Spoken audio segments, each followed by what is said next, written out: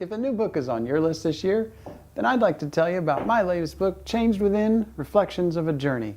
Hi there, I'm Rob Place. My book is full of interesting short stories and photographs that I've created over the past several years. Rather than just tell you about the book, I'd like to read one of the stories to you.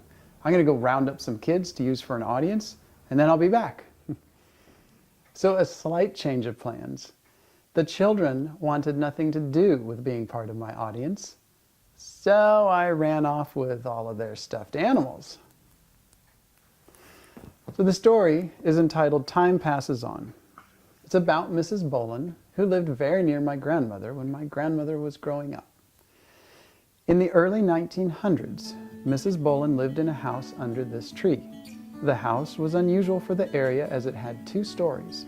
Mrs. Bolin was known by the locals as Peachy, a name she garnered from handing out fresh peaches to children who visited. Details are faded, but by the mid-1920s, her house had burned to the ground. Her son built a new house there, the one seen in the picture, and lived in it. By the mid-1960s, the house was forever vacated, and the land that Peachy so fondly tended became pasture for cattle and other animals.